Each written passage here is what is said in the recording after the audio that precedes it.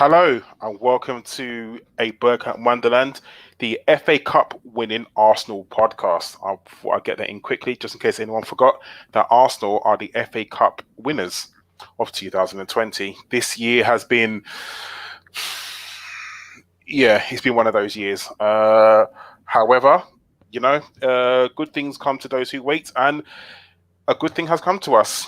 First and foremost, I must introduce people who are with me today. We have the delightful and delectable Nikki. How are you, Nikki? All right, Karl, mate, how you getting on? Not FA too Cup bad. 2020, it's a good season. Did we win that? Yeah, we won. Oh, the history books will show this year was a fantastic year for the Arsenal. No one mentioned that. We must mention that during the podcast that Arsenal won the FA Cup. Also, we have the man who is always here, and he's been with the ladies today because he has a kiss on his forehead. We have Danny, the GFP. Hello, Daniel. Hi, Karl. Your camera is misbehaving again. It's censoring you, so the ladies can't see you in HD quality.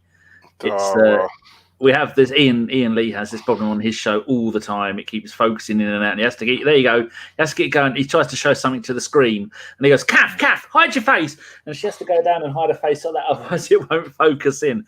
I'm very good. Thank you very much for hosting because I made no notes and I don't know what the fuck I'm doing. How are you? Well, I'm not too bad. I am. I'm happy. That's good. Why are you happy? What happened? Apparently on Saturday, but I was working on Saturday, but apparently there was this program on the BBC around about, 4:45, where 22 men entered a big field up in the northwest of London, and they had a round circle object where they kicked about for 100 and odd minutes. And after that, a team in red and white lifted a silver trophy. Excellent. And when was the last time a team in white won that thing? I wasn't alive, put it that way. Oh dear. 28 games. 28 games he's won a cup.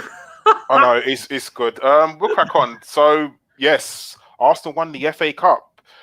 At the beginning of the season, when we had Emery, Danny, could you see us lifting the trophy at how things were going? Like right at the beginning of August, almost a year today. Yeah. Did you think that we was going to win the trophy? The only thing I could see us lifting was this time next year, possibly lifting the English Championship trophy, because I reckon we would have been close to relegation because we were abysmal. Couple of decent games. Occasionally, we thought, oh, he knows what he's doing here. And then it would move on to, actually, he has got no idea what he's doing. Then it would move on to, this bloke is actually afraid of doing anything in case he loses. And, there's thunder saying that's lipstick on my head. It is. It's Sean's. She's back, by the way. Like a rash. I had absolutely no confidence in him. You could see he had no confidence in him. All of the fans had no confidence. The players, the owners, everything. No one had any confidence in him. And we thought, here we go. This is going to be a 1994-95 season again, where we finish in the bottom half of the league, and it's going to be an absolute disaster. All of our best players were going to leave. Xhaka and Mustafi couldn't play to save their lives. Aubameyang was going. Lacazette was going. Ozil wasn't really doing anything, and this was going on, and we thought, what are we going to do in the summer? Who are we going to sign? Our best players want to go, and the decent players aren't going to want to come to us. But that all kind of changed, didn't it? It did. I mean, we'll talk about the game, and then we'll talk about the season as a whole. Nikki, the starting lineup, did you see any surprises in the starting lineup? Not really. It was very similar to the, other than Mustafi, who obviously had a hamstring injury. It's pretty much the same starting lineup as that, so I'd have probably gone for that. I don't know if you really took in notice of the Chelsea lineup. I mean, I think it's very unusual for them to play Pulisic and Mount together. Did that worry you at all? Not really. I mean, to be honest, I haven't watched Chelsea as much recently this year because, similar to us, they've been really up and down, inconsistent. I mean, towards the end of the season, they're sort of kicked into gear, but I don't know. It look like they've played three at the back so they can play Pulisic and Mount up front, but in the end, I don't suppose it really mattered because one of them got off injured and one of them was in Rob Holding's pocket the whole game. Oh, this is very, very true. Danny, we didn't have the best of starts, did we? I mean, Pulisic scored after 6 minutes. I'll give Chelsea their credit. It was actually quite a good move, to be honest. And then that French lamppost does what it does best, does his little flicks. And it was quite a good back heel back to Pulisic. Were you worried at all after 6 minutes when they scored? No, I wasn't at all, because like you were just saying with the tactics thing, Chelsea have two ways of playing. One, hoof it down to Giroud. Two, play better football and pass it through to Pulisic. So like when you were saying, seeing Pulisic, Giroud and Mount all playing at the same time, I thought they've adapted their tactics to take us on, because they know we are going to get the ball and we're going to, one way or another, to get it down. And when you've got Pepe and Aubameyang running at you, I mean, we know FIFA isn't real life, Karl, but wow, you are going to shit the bed when you see those two, because Lacazette drops a little bit deeper and you've got those two running at you, and I don't care who you've got in defence, you're not going to be able to beat them. And so with that, I was fully 100% confident all the way through that we were going to beat them, because I thought this is going to take a while. And the Giroud bit, that was in slow motion in my head as he's going, ooh la la, and he gives it a little French kiss backwards. I don't know if that's a thing. Bellerin horrendously out of position. The back three had gone from maybe arm's length from each other. They were almost holding hands, our back three. And then Bellerin out of position, and then he went left, and then he put it in, and then Giroud, and then Pulisic. And you thought, okay, Arteta we have got so much confidence in the manager. I expect Arteta, Matrix style, to freeze time, move around all the players where they need to go, look at how the Chelsea players are, move them all around again, and keep doing that until he finds, like a Rubik's Cube, Karl. Arteta, Rubik's Cube to the tactics, and I knew he'd get it. And I was right. At no point during that game, for not one blink of an eye, did I think we're not going to win this. How about you? I have my worries, but I think it's the age-old thing where I did think they scored too early. I think because they would have known that Arsenal were being relentless in attacking them. I think once you have a 1-0 lead in 6 minutes, you just know that in your mind, you kind of do think, okay, we're winning now. We can kind of sit back a little bit. And it's ingrained in humans that people will just think, okay, we can try and see this out. You can't see out a game after 6 minutes. It's actually impossible. And as Chelsea shown, you can't do that. And I kind of don't think they sat back because they had a few attacks on us. But I think after the drinks break, and Arteta does love a drinks break, doesn't he? Because you just see how animated he gets, and I absolutely love it. I know people don't like it. I know a lot of commentators don't like it because they're trying to say that it's getting to like the American sports where the game's split up into quarters. But I like it. I really do. I think it's absolutely brilliant. I think there's nothing wrong with like a minute or 2 minutes drinks break, take on some fluids, adjust the tactics, and then you're back on straight on it. And I think it done well for us because after the drinks break, within a minute, I think it was, Pepe scored an absolutely, he had a brilliant shot, which was top corner, absolutely brilliant. But unfortunately, Maitland-Niles was offside, I believe. Nikki, when that went in, I'm assuming you were like me and you jumped out of your seat. No, because I saw the linesman put his flag up. Oh, fuck you then. When that goal went in, I was at work at the time and I jumped up from my desk because I thought it was an absolute rocket. But just like you, my eye was right at the bottom of the screen. I saw the linesman and I was like, oh, for God's sake. But it was a really good strike, don't you think? Yeah, I mean, I'm more happy that Pepe's been a bit up and down this year, and he seems to be starting to come in his own. And I think next year, I mean, it's very similar to how Perez was in his first season. So hopefully next year, he ain't going to be one of these people that come in as a one-season wonder, and then second season syndrome, just die a death. A bit like Torreira has done, in his second year, sort of died off a little bit. So, yeah, hopefully he really kicks on next year. He knows what to expect for the league. He's not going to get another 3-month extended break like everyone's had. But, I was happy with it. Yeah, I mean, we'll talk about the players, the whole team as a whole later on. But I think Pepe, towards the end of the season, is kind of showing the reason why we bought him. I mean, when you come in with a 72 million price tag, everyone thinks that the player is going to score 100 goals in the first 10 months of this, or the first month of the season, because he's 72 million. I mean, he's coming from a league, and I'm sorry, Chris Carpenter, which is a slower pace than our league. Like, I'm not going to call it a Farmers League. No. I'm not going to call it a Farmers League. I'm not going to do that. But it's a slower pace, and you know, let's be very honest. The players aren't as, maybe they may be a bit technically better than us, but they're not as, I would say, not as physical as us. And our league, the Premier League, is a very physical league, and I don't think Pepe is used to, you know, having people barge him off the ball when they're not having a foul or things like that. And it's not always a foul. Sometimes it is a good shoulder barge, and I don't think in the French league they sort of have that. I think it's kind of, you touch someone and they go down. So physically, he had to get used to it. But towards the end of the season, after the COVID break, I think that he's kind of shown he's coming into form. And I think after we have the, you know, what is it? We're going to have a month off now, and then the league's going to start in September. I think hopefully he'll come in and hit the ground running, which is brilliant. But Danny, in the 26th minute, a ball went up towards Aubameyang. He broke into the box. And that stupid, I don't know why Chelsea are still got him, to be honest. I just think it's absolutely ridiculous. But Azpilicueta brought him down. Now, for me, I'm going to be honest with you, Danny, the penalty was a bit, and I say this because for me, the foul started outside the box. I mean, I don't care. It's a penalty for Arsenal. I'm happy. But I always look at things objectively. And if it was Arsenal, I'd look at that and I think, no, the foul started outside the box, so therefore should it have been a penalty. So the question is to you, Danny, should it have been a penalty, yes or no?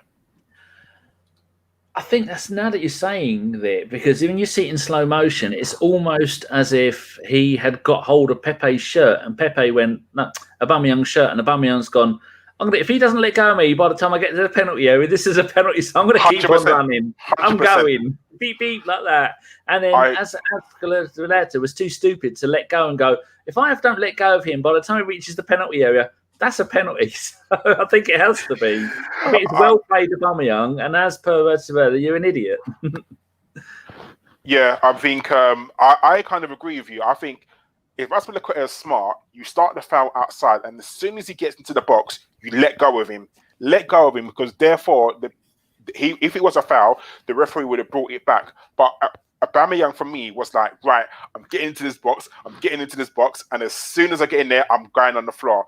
Yes, I think it was a very soft penalty, but I'll be honest with you, I do not care, for the simple fact that he was a penalty to Arsenal. I mean, Nicky, do you think it should have been a red card for Azpilicueta? I've heard a few people talking about that this week, and they're saying that, I don't know, because they keep muddling the waters and the rules, like this whole triple jeopardy thing, where if it was outside the area and he pulled him back, he'd get sent off. But if it's inside the area, he won't send him off. But then I remember a few weeks ago, David Luiz got sent off for pretty much the identical thing, the old, you know, hand on the shoulder, which for some reason makes people's legs go numb and fall over. So what's good for the goose, I suppose. If they're going to give him against us, I'll take that sort of decision for us, especially in a cup final. Oh, 100%. You know what? Give it to us all day, and I'm happy. And Danny, what a penalty by Aubameyang! Literally right in the side netting. Absolutely brilliant. It was almost, I mean, the last time I saw someone sell a dummy that well, I was asked to leave mother care. That's how good a dummy that he sold. That Age Concern had a word with him at half time about that. I said, oi, come on, you're taking a piss out of the old. That was, it was almost sleight of magicians use sleight of hand. Aubameyang used sleight of feet. His foot sold him a lie, and he could see it. It's very rare that you will see a penalty where it's so far in one corner and the goalkeeper dives the other way. And to do that in the FA Cup final, and we've seen when the pressure's on, the one against Spurs where Aubameyang missed that.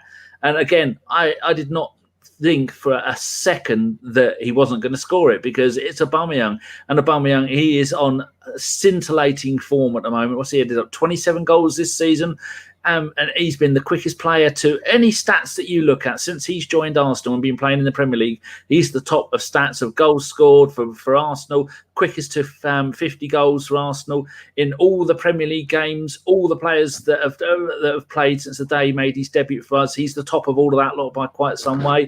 How was your feeling when he ran up for that penalty? Did you think, yeah, he's got this sorted, I'm not worried? Or was your downstairs going 50p, 5p, 50p, 5p? 100%.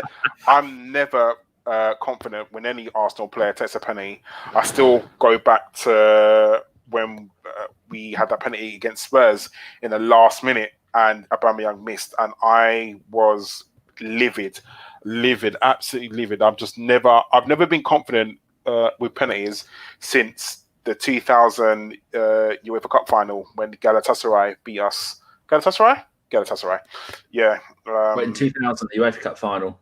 Yeah, Galatasaray. When we lost on penalties, then I was. I remember watching that and not being happy, and ever since then, it's kind of like, oh god, I hate penalty shootouts. But do you know what? I can't fault Aubameyang for that penalty today. Sorry, on Saturday. It was a very good penalty, very, very good. And I think after that, we kind of built a little momentum. I mean, Pepe had a penalty shot, but he gave a free kick just outside the box.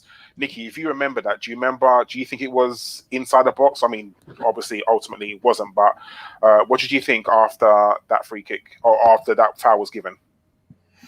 Yeah, I did. Well, because I was watching it on like my big TV, so I wasn't watching it at work like you, so I saw that was just outside the box, but I was hoping we might have done something with the free kick, but I think that's probably too close to the box to actually get it up and down. I don't think we actually did anything with the free kick either, did we? No, I mean, I think Lacazette took it, didn't it? And it went sort of high, wide, and handsome. They showed the replay of it, and from behind the goal, there was no need to do that. We know he missed, but you didn't need to know how far he missed it by. It makes you wonder why, when you've got Pepe there, but I think Pepe does have 2 feet that he can do it with, and you've got Luiz who likes it, and Aubameyang is thinking, why was Lacazette taking that? As he's especially after Pepe came on and scored a couple of goals and free kicks in a European game, so it must have been whether it's top right hand corner that you're trying to put the ball into, wasn't it? Yeah. I never understood why he took it either. I would have gone for Pepe personally, but it's neither here nor there. After that, half time came, and then what I think was a turning point in the game where I don't know what happened to Arsenal, but obviously as they do, the defense just opens up and says, you know what, just come run at us. Just here's the big wide open space. Just run. And Pulisic, I think maybe he was running a bit too fast. Tore his hamstring. Well, yeah, definitely tore his hamstring, and still managed to get the shot off, but went very, very wide. Nicky, did you think that was a turning point when Pulisic went off? Yeah, I mean, they were talking about him, calling him Captain America and all that before the game, and I thought, oh, here we go, they're trying to make something happen of it. But yeah, I mean, fair play to bloke, he got the shot away. But I remember before the game, they said he'd played every minute of every game for Chelsea since the lockdown. And I thought, oh, well, we've rested Aubameyang for a couple of games. We've had a few players, on the bench and come on and stuff like that. And obviously, the reason we've had extra drink breaks and stuff like that is so, they can have a breather, recuperate, get some liquids in. And obviously, with the 5 substitutes as well, they know to play that many games that quickly after such a long, 3 months off, which is, even longer most of the time than what we'd get in pre-season. They can't get fully up, to match fitness. Things like that, because you could be as fit as you want in the gym, on a treadmill and stuff like that. When you're actually out on the pitch, it's a different ballgame. A lot of people have said, to get match fit and match sharp. And when he said that before the game, that he's played every minute, I thought, I don't want him to get injured. I don't want any of the opposition players to get injured. We're not properly injured, maybe a little bit injured. Now you're going to justify your levels of injuredness. Yeah, well, hamstring, couple of weeks, pulled the groin, that's fine. If their knees facing the wrong way and the bones are sticking out, I'm like, oh, You wouldn't wish that on. You might wish that on some Spurs players, but no, we don't. We don't wish that on any player. I mean, I don't know. There are some players who are absolutely hate the word, but I wouldn't mind being out for a few years, but whatever. And then Danny. Aubameyang. Do you know what my problem was with this goal? If Messi had scored this goal, which he kind of did against Bayern Munich, the people were raving about this goal for ages and ages and ages. I don't want to put Messi in the same speech as Aubameyang, because I think Aubameyang is far much better than Messi. But that goal was absolutely brilliant, wasn't it? Now, I heard that Aubameyang was playing with one of their defenders at Saint Etienne when he was there. Is that right? It wouldn't be as unpronounceable. It wouldn't be Rudiger. So Zuma. Was it Kurt Zuma? It must have been Zuma, yeah. He said he knew Zuma from previously. There you go. So what he said was, which I think is genius, he said, just going to change the message on the screen. He said that when I was at Saint Etienne, we're going to take it was Zuma, he knew that I'm right foot and I'm always going to cut out on my right foot because that's my favourite foot. And then he said he was with me, he was there with me, he knew what I was going to do, so I put it in with my left foot. And you're thinking, that not only did you make that brilliant run, not only a fantastic read off of Bellerin doing a little bit of magic and then falling over. I think Bellerin thought, I'm going to get a free kick from this or something when he went down. I think Bellerin had his back to it, and Bellerin must have been thinking, I've got a free kick. You've what? You've gone left foot round the goalie underneath him to the side of him and scored. I don't want that free kick. Absolutely magnificent. That shows why I have said all season that I don't want to get rid of Lacazette. I don't want to get rid of Aubameyang. And if we had to get rid of the one or two of them, as much as I love Lacazette and his wonderful beard and he's a beautiful human being, now that we've got no Giroud, we need someone in the team who's good looking with a nice beard. That's very important in modern football. But Aubameyang, and they were going, well, he hasn't scored many goals lately. Look at the form that man is, and look how he's carried the side in the last few games of the season, and look at the form that Lacazette got back in. That's why I want to keep both of them. But again, the nerve to do that in an FA Cup final when this could be the goal that could win your team the FA Cup after having a disastrous half a season. That is the kind of stuff that goes down in Arsenal folklore. Not just getting the penalty, but the way he played and the way he controlled that, and just everything about that was just probably one of my favourite FA Cup final goals for Arsenal. I think it was a thing of beauty. I really do. The fact that how he turned the defender, chipped it over him. I mean, like I said, if Lionel Messi or Cristiano Ronaldo had scored that goal, you would have been, every single football writer would have been going on and on about that goal. I think it was so underrated just because it's Aubameyang. I think it was so cool. It was. I watched the replay. You know, when you watch it in silence because you think to yourself, "Wow, that is a very, very good goal." And clapped at the same time. That's how good it was. Yeah, it was just, and the fact that Xhaka celebrated before the ball went into the net just made it even more brilliant.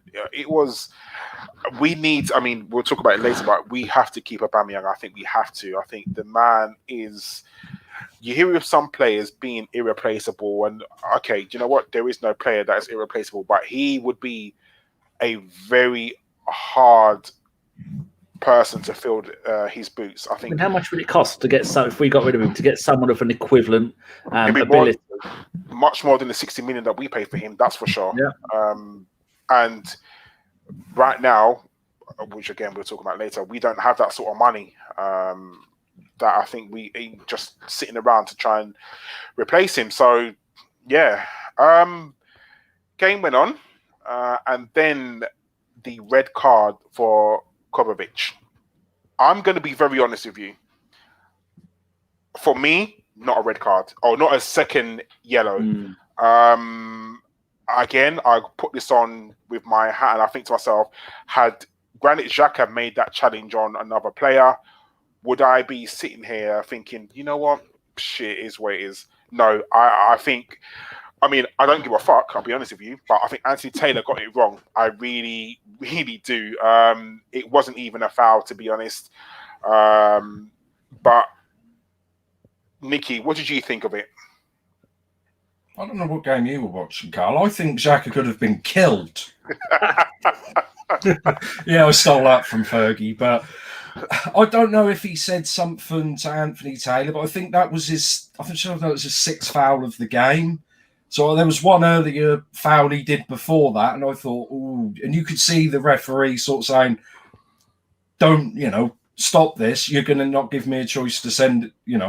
Don't make another foul." And whether or not he said something to Taylor, because they're not supposed to, but these refs. We've seen it before when our players have said something to him. You're like, oh, he's not happy what you said there. He's out for your blood. And yeah, he booked him, but I just flip it the other way. If this was one of our players, like a Xhaka or a David Luiz, we wouldn't be sitting there saying, oh, he hardly touched in. That's not worth a second yellow. I honestly believe all of us would be on there saying, what is he doing? Putting his foot in, giving the guy the chance to go down, putting himself in the position. We would be having a go at our player for even putting his leg anywhere near a foul. But, it was a bit soft. And, yeah, Xhaka kind of made a meal of it, maybe. I mean, he did make a meal of it, let's be honest about it. I think he barely touched him, but I'll be honest. But we've been done like that before. We've all said, swings and roundabouts, blah-de-blah-de-blah. That's our turn on the swings, mate. Get over it. Agreed. Your camera was fine until we went live. I know. Focused. I did it as well when I leant forward. It's just there being a pain in the ass. I think it's a good point, Nick, that it was more, if you look at it as an individual tackle, it wasn't a yellow. It was a telling off. But when it was an umpteenth tackle yet again, and he'd been doing it the entire game, eventually, if that would have been Arteta, Karl, Arteta would have said, Xhaka, you're coming off because I'm not going to have you sent off. So wasn't that, what was that guy against Brighton who did like 8 fouls against us and never even got a yellow card? There was one of those. Yeah, there was one of the guys. He committed 8 fouls and never got a yellow card. So, but I don't know the rules on accumulative fouls. Do you have to make a certain amount of fouls before you get a yellow card? The referee off by not listening. Well, yeah, exactly. I mean, let's be honest about it. Anthony Taylor, that'd be easy to say something to him easily, wouldn't it? But then I can't understand how he was refereeing this cup final when he refereed the last cup final against Chelsea. First time a referee's ever refereed 2 cup finals. I didn't know that. I thought I just took it for granted that referees were doing it many times. Plus, after he had his falling out with Arsene before that cup final, I thought he was going to have a go. And he sent Victor Moses off in that game, and then he sent another Chelsea player off in that game. So maybe he actually likes us. No, he doesn't. Because do you remember? What is it? Arsenal versus Newcastle. Do you remember when Aaron Ramsey scored 2? I think it was. No, Aaron Ramsey scored and he disallowed the goal for some stupid reason. So it was a foul. I remember that game, and yeah, everyone was going mad about Anthony Taylor. So he doesn't really like us. I think it's swings and roundabouts. I mean, no referee likes Arsenal, do they? Let's be honest. It's what it is. But you know what? The game continued, and even when we went down to 10 men, I still wasn't comfortable. And I say that because it's almost like we invited pressure, and I don't know why. Like, I just felt like they were coming at us for some unknown reason, and we was just telling. I think we were sitting back a bit too deep, whereas I think if we attacked them more, we would have kind of put them under pressure. I mean, there was no pressure really, but we, as Arsenal, what we do, we put ourselves under pressure. And then I think there was a whole load of substitutions, and then who got injured for Chelsea? Asper got injured, and then at the end, Pedro got injured. And Pedro, that's it. Pedro got 10 injured. minutes, wasn't it? He had oxygen. Yeah, that was. I think he broke his collarbone. I'm going to turn your camera off and then see if it is it going to do that one. No, it's turned my camera off. that's not worked, does it? I think he broke his collarbone, didn't he? Is that what he's done? Fuck, sure, he's meant to be going to. The thing is, he's meant to be going to Roma, isn't he? Yeah. So that move's obviously going to be, unless he's signed the contract already, are Roma really going to take someone that's that is... Well, they've got him and Nketiah in there now together, haven't they? So that's either going to work brilliant or it's going to be an absolute nightmare. What's that? A tablet. I'm just trying to see if... I don't know why it's doing it. It's been a pain in the arse. Yeah, so I think you made a good point with the way we were sitting back, because we saw against Liverpool and against Man City, if we sit back then and let them have the ball, we play brilliant football. And I was thinking Chelsea were going, well, we don't want you to sit back. We don't want the ball either. And so and then they'd have an attack and then we'd have an attack. And then towards the end of the game, the number of times that we would get Martinez just hoofing the ball all the way down the field and they'd get it and they'd hoof it all the way back up again. It is very strange. I don't think I've seen that in football for any time that I can remember. Can you, Nick? No, I mean, I don't know. On one of the podcasts I was listening to, maybe they were saying Martinez was trying to score a goal. He's thinking, wouldn't it be nice if I was a goalkeeper that scored an FA Cup final goal? But it's just that Arsenal thing, that shrewd play of wasting time, taking your time in throw-ins, walking it into the corner and stuff like that. That's why Arsenal supporters, we never feel easy when we're winning. I mean, we've been 4-0 up at half-time, bossing a game and bottled it and end up losing or drawing 4-4 and stuff like that. We had a 3-3 as well at one point. Yeah, 3-3. And I mean, what was it? Last season we were 1-0 down against Liverpool and went 3-1 up or something like that. And yeah, it's just sometimes Liverpool. Another nightmare one. Yeah. When we were That's winning. like we don't know that. I suppose it's a fine line between, not going mad to score, but not inviting them on. That's the thing. Can you, control the game without the ball as well as controlling the game with the ball? And we can't control the game without the ball. That's it. Maybe we'll get better without Arteta, but if we went 3-0 up, they're like, all right, well, we'll just let them have the ball and we'll defend. No, we can't do that. We're not good because we just invite it on. But maybe we should just keep the ball all the time. Don't let them have the ball. Well, like Wenger ball, classic Wenger ball, wasn't it, Karl? We used to keep the ball for 50, 60 passes and go, ole, ole, and the other team would just get so angry with our dwarfs keeping the ball, they'd end up kicking the shit out of us. Yeah, I remember them days. What used to do, Bolton and play teams like that. How did you fix the camera? What have you done? Lower the definition. Oh yeah, StreamYard doesn't like 1080. Yeah. Karl, write that down. I forgot to say. Anyway, and then after that, we won the cup. When the whistle blew, Danny, what did you think? Like, what was your emotions when we won the cup? I mean, I was at work and I was ready to go home, and I felt a sense of joy. Like, I know we won the FA Cup and before, but I was just thinking to myself, in our worst season since that I can remember, at least, and this is one of the worst seasons in my memory, we still won a trophy. I was just happy. I was happy for Arteta in his first season. He's had 20 games in charge, 28. and 28 games, and he's won a trophy. I was happy for the teams, especially for all the shit that we've been through this year. Just not Arsenal. The whole. I mean, everyone. We're living through a global pandemic right now, but I just thought that it's a combination of hard work. We've had some really shit times this season, but didn't you just feel happy when that whistle blew? Yeah, I was thinking about this. Remind me about my wonderful cheeky tweet that I did earlier. I was thinking when I first got into football in the mid-1980s, probably about 83, 84, me and my mate Julian, he's a West Ham fan. And I remember coming home from school, and on a Saturday, he'd come down, he'd have his two brothers with him, John Paul and Michael. One's a Liverpool fan and one's a Spurs fan.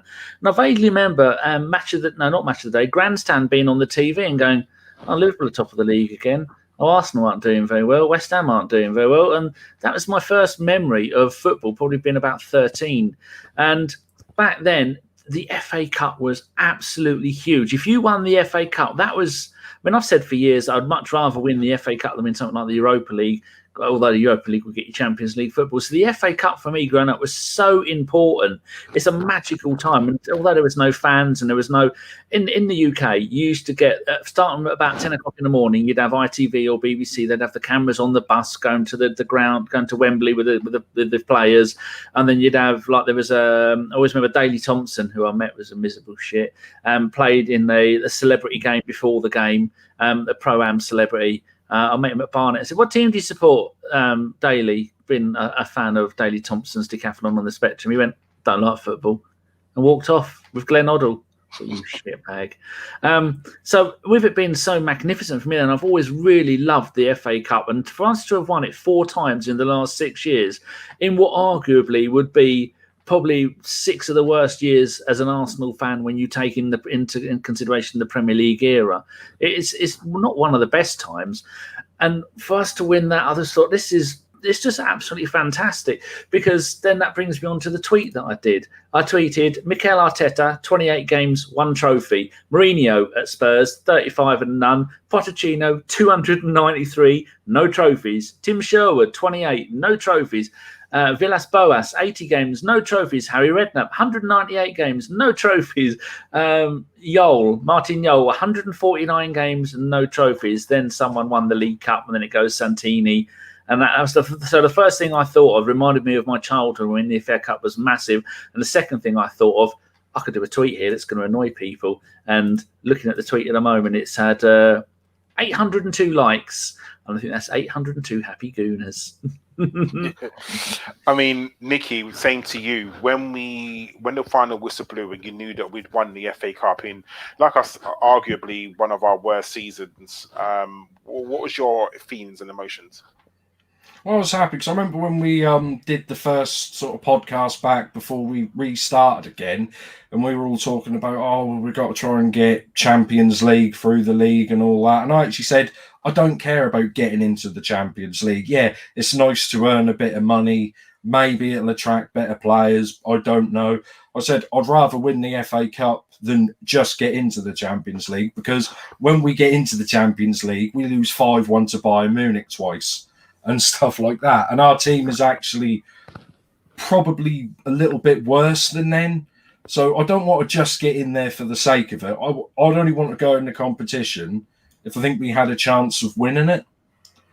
You know what I mean? But I always said, when we look back in the history books, this year will be a successful year for Arsenal because we won a trophy. And we had 9 years, and they blamed Arsenal and Arsene for this whole 4th place trophy thing. And they criticised us for getting in top 4 every year because we didn't win anything. But then we're not in the top 4, but we're winning things, and they're still criticising us. So I don't know how we get away with that. But screw them. They ain't won a trophy, have they? I mean, yeah. Do you know what? What made it even sweeter is the fact that Spurs have to play 3 qualifying games just to get into the Europa Cup. I mean, when I saw someone tweet that, I was absolutely it made my day even better. The fact they got to fly to some back end of God knows flipping where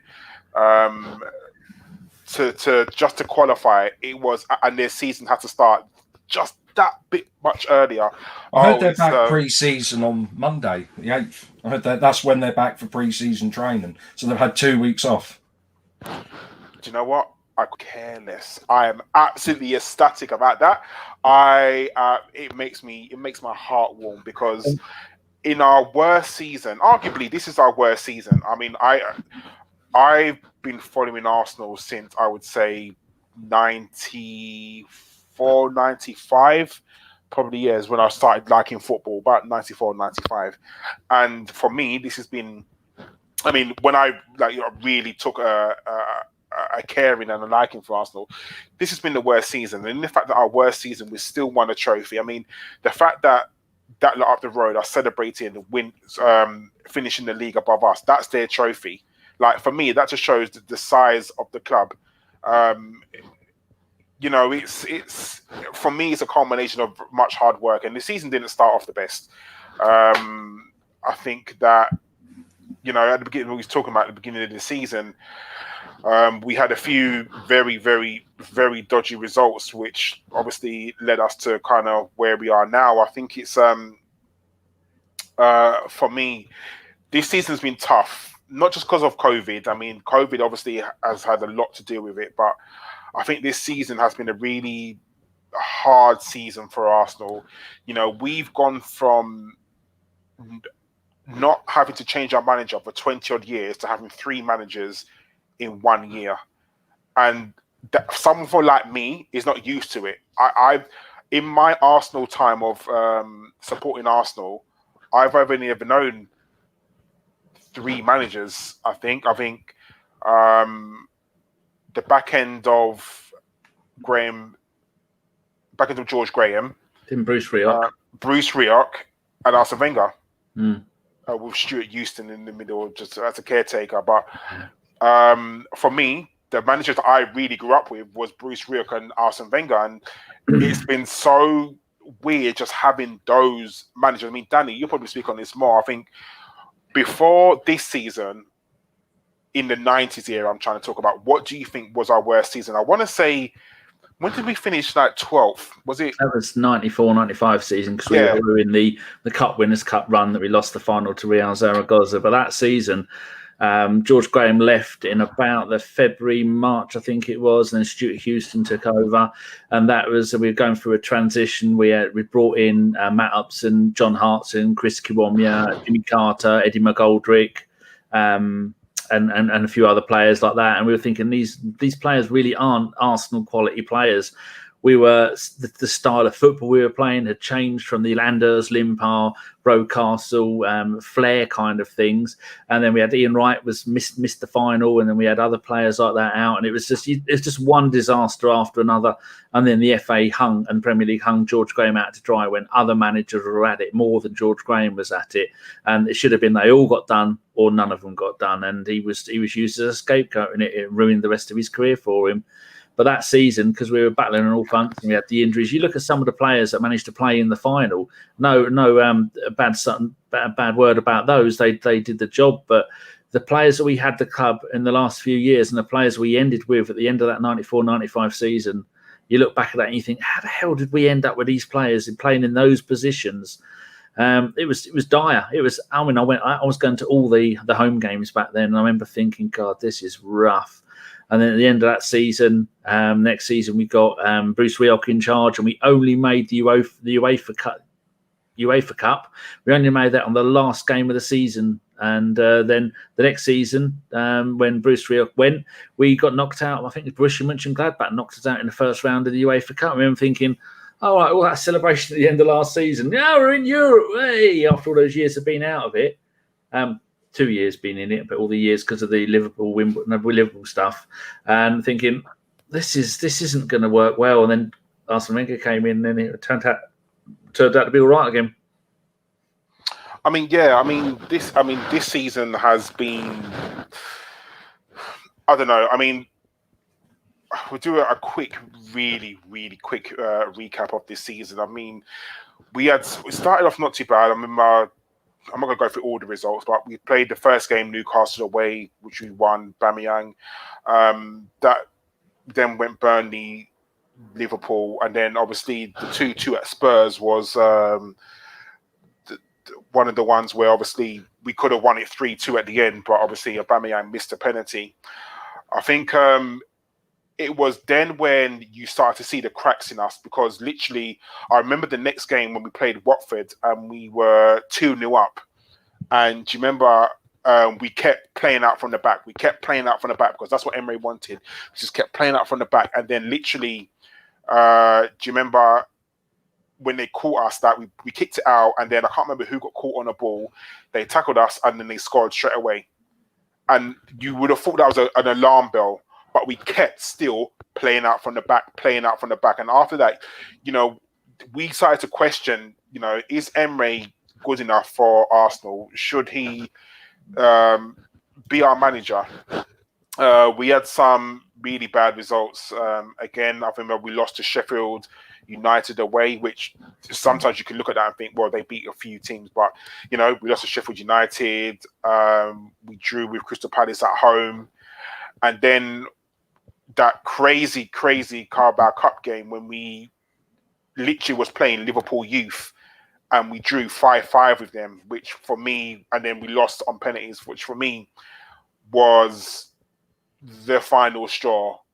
I think that was the game when we should have got rid of Emery. I mean, like I said, we literally played Liverpool youth and we couldn't beat them. For me, that should have said anything. It should have spelled the end for Emery, but we cracked on. And then we had the international break, and then we lost to Leicester. And I remember everyone was thinking before the Leicester game, that's when we should have got rid of Emery. And for some unknown reason, Arsenal persisted with him. We still persisted. And then we lost to Frankfurt, didn't we? Yeah, we lost to Frankfurt. 2-1 at home. And that was the straw that broke the camel's back, wasn't it? It was after that game that Emery was sacked. Danny, when Emery was sacked, I mean, what was your thinking? I mean, after that 2-1 Frankfurt game, I think we all knew that the writing was on the wall for him. But when the news came out, because I think it was the next day, wasn't it? I think on the Friday, that's when it came out about, obviously, him leaving. What was your feeling? I have to hold my hands up here. I don't want Mikel Arteta as manager. That was my feeling. I want Carlo Ancelotti as manager. I want an experienced man who knows what he's doing. I don't want some bloke who spent 5 minutes learning from Pep coming to manage our club. I want someone who knows what they're doing, Karl. This is why I'm sat here and I have fuck all to do with football. I didn't want him. Nothing against him. I loved Arteta at Arsenal. He was the creative midfielder at Everton. He was magnificent at Everton, and he sacrificed his career after the 8-2 hammering to come to Arsenal. Yeah, I come to Arsenal. Yeah, I think I'd be great there. I'll score some goals. I'll get lots of assists, be creative. Oh, DM? You want to play in DM? Right, I'm going to play in DM and get my ass kicked every game. He gave up. He did it. And he kept on doing it. And he captained us to an FA Cup final win. And then I thought, I like him, but I want stability. I want an old man to come in here, put Arsenal on his knee and rock us back until we're happy and sort the club out. And no, I didn't want Arteta. That's what I thought. Nikki, when Emery was sacked, what was your feeling? Was you happy? Was you sort of knew this was going to happen? Or was you, well, in the minority, a little bit sad? I was just really angry at Emery's girlfriend for ruining Arsenal, to be honest with you. Because that's what I was told. But I don't think everything was 100% his fault. Did they, they bought Pepe when he said they wanted Zaha. Would that have made a difference to have Zaha for those first 6 months that, he knows the Premiership obviously better, so he wouldn't have had this sort of bedding in season? Would he have helped, because he's had his shot at Man United and he sort of blew that for a couple of years. So we went back to Palace. Some of these players, when they go to a bigger club with better players, they either step up and play well or they don't and they have to drop back down, which he did. And I couldn't understand when they were saying they were like laughing at Emery and stuff like that, why he didn't get a translator in to help him, which there's nothing wrong with that. Sir Bobby Robson had a translator at Barcelona in Mourinho just so they could say, "Oi, Emery, that Ozil over here just called you a twat." "Oh, you're dropped then, mate." So it's just little things like that. And it just maybe proves that you can know all about stats and have a big book on all our players, how you can make them better and stuff like that. That's all good and well on the paper side. When it comes to on the pitch, he just couldn't implement his ideas on the pitch, whether players weren't listening to him, making fun of him, because I know a lot of the media were making fun of him, explaining everything. But, he was on a hide and an oven taking over from Arsene, and maybe coming from Spain, the middle clubs, they try to not lose games and sort of nick of win. Whereas Arsenal, we don't do that. We have the expectation of trying to win every game. So probably similar to when David Moyes went to United, not that type of manager that, set out to win first rather than not to lose. And it seems he kept setting us out to try and not to lose. Like K-Man says there, too many draws against teams we should have beat. We had 5 draws in 6 games. Not good enough, Karl. I mean, I just don't think we played very good football under Emery. I think the football was boring. I mean, I can think of a handful of games where I was like, oh my God, this is brilliant. And then we just collapsed. I mean, the one standout game was the one from his first season when we beat Fulham 5-1. I can remember the Aaron Ramsey goal, which was absolutely brilliant. I mean, there wasn't many of those for us to win, but you know, everyone was talking about, oh, Emery ball. I mean, like, you can do it against Fulham, you know, relegation fodder, but where's this energy when we want to play the top 6 teams? You know, and I just don't think. I think after we got beat by Chelsea 4-1, I think Emery should have gone then. However, I don't make the decisions. People who get paid much, much more than me do. And I think that... A good point in the chat, Karl, if you don't mind. Someone said that he should have gone... There we go. I think it was, 95 Winston. I was overjoyed Emery should have been sacked before the Baku final because of the way we finished the league. When the capitulation at the end of last season was... It would have been easier to win the games than to lose the games. And he managed to throw that away game after game after game. Yeah, I mean, I backed him at the end of the season. Was it Palace, West Brom, teams like that? You think, I remember. At home as well. I think some of them were at home. Yeah. 3-2 Palace at home. Yeah. And like West Brom, you think, you know, because I remember we were talking, you know, we had the run-in, let's say 8 games, you thought, this should be easy. I think we were 2 points off top 4 with a game in hand, and then we just completely bottled the end of the season. And then obviously losing the cup final in the fashion he did, I don't know why they gave him another year, to be honest. I think because, you know, for me personally, my opinion is, I think they thought we try and give him another season just to see how he is. I mean, for us bottoming the league, I mean, like Loki 73 said, for me, the Palace game was the last straw. I remember I lost it that game because I thought, how the hell do you lose at home to Crystal Palace 3-2? That was, for me, the last straw, and we should never, ever, ever have gone into the following season with him. But we stuck with him for some unknown reason, and maybe it was a money thing. Maybe they thought, you know, sacking him was going to cost Arsenal. Well, obviously, ultimately it did, because you have to pay off him and all these staff, and I understand that. But for me, it was inconceivable the fact that we could lose that many games towards the end of the season and then go into a final, a European final at that, to our London rivals and lose 4-1. That for me wasn't just a 4-1 loss, though, was it? It was an absolute walloping. It was a shit show. We got played off the pitch, literally, because for me, Emery was very stubborn. He didn't want to change away from his style. The playing out from the back, the way he wanted to play out from the back, did not work. There are certain times when you have to kick up the pitch. And I understand, you know, we can go into the tactical realms, and I kind of understand the reason why he did it, because we had no height sort of in midfield. We kind of didn't really have a midfield, or no one could win the ball in field. So the best way for him to get the ball up the pitch was to play on the floor. Okay, you could say that if it works, it's a tactical masterclass. If it doesn't work, then we have results like, you know, we did against Watford, the 2-2, when they knew what they were doing. So they knew what we were doing. So they put 3 players on the edge of their own box because they knew that the ball was going to be played out. So how easy is it to defend against that? I mean, Danny, neither you or I are tactical geniuses, but you know, straight away you're going to be like, okay, Watford are playing a very high press. So what do you do if they're playing the high press? You kick it long and go over the top. It's not rocket science. It really is not rocket science. But for some unknown reason, Emery didn't do that. I mean, you know, we're not going to Emery bash. He's in Seville, I want to say. Is he? Villarreal. Villarreal, sorry. So you know what? Good luck to them. Yeah, good luck to him. Yeah, he's gone now. And then we had Freddie for a little while. I mean, Freddie had what? I think his first game was the West Ham game, wasn't it? Or was it? I was thinking West Ham. No, it wasn't. It was Norwich, wasn't it? Norwich 2-2. So he had Norwich, we drew 2-2 with.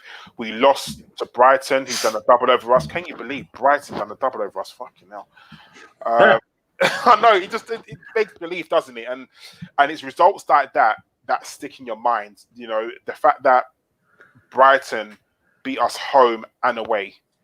You know, things like that shouldn't happen to a team like Arsenal Football Club. I'm not saying that we should cakewalk every team, but losing to Brighton home and away was wrong. And then, you know, we had West Ham, Standard Liège. We played Man City at home where they battered us, but it's what they do. And then Mikel Arteta's first game in charge, Bournemouth away, which we drew 1-1. When Mikel Arteta was appointed, Danny, I know you said you didn't want him, but after he was appointed, after he was seen shaking hands and, you know, done his first interview, was there a bit of you that was like, okay, you know what, he's here now. I'm going to give him a chance to see what he can do, and hopefully he can do well for us. Yes, as soon as he was announced as manager, that's my manager. That's the man I'm backing. To the extent the same way I don't want Willian, but if Arteta wants Willian, then I'm happy to have Willian. And that's how I look at it, because the people who do run the football know more about football than I do. I'm not the kind of idiot who's going to go on the internet and go, we don't want Aubameyang, he's a pace merchant. So I'm not going to say anything as stupid as that. Or say some stupid things. Oh, the pirate is in the chat. Where did you find these clowns? Oh, dear. Coming from the Farmers League expert. What are you doing? Talking about tractors and fertiliser. Actually, Chris did if you go and have a look for Highbury Squad today, he did a really good podcast with the legendary Kevin Campbell, Sophie, and some Matt Spiro, I think his name was. All four of them talking a lot about Saliba and the future of him and Guendouzi. So you go and have a look for that if you can. It's all we ever do on this podcast, talk about other people's podcasts. So it was really good. Yeah, so I thought, well, he's our manager. I'm perfectly happy with that. And I like the way he looked. I seem to be obsessed with the fact that someone told me he's bald and he wears a wig. And I'm looking at this. Every game I'm looking, is he bald? Is he wearing a wig? Don't care if he is. He's a good-looking chap. He knows what he's doing. And immediately, Karl, were you did you get the feeling with Ljungberg that he really didn't know what he was doing? He's managed the under-23s and done a good job there. But a lot of the time, Ljungberg would stand there like I would, watching buses go by going, but then you see Arteta, 25 languages he's speaking out there, directing traffic like an absolute legend. I think you need to remember that Ljungberg didn't have any coaches. Yeah. That the whole coaching staff went with Emery. Yeah, so it was literally him, Mertesacker, and Bold. Yeah, that was his coaching staff. And the problem is a manager, like, I'm not going to say to everyone to pretend how to suck eggs, but a manager very rarely coaches. Very, very rarely coaches. And Chris in the chat, I mean, he can probably pay testament to this, where you would sit down with your coaches and you would say, right, today I want to work on our defensive shape.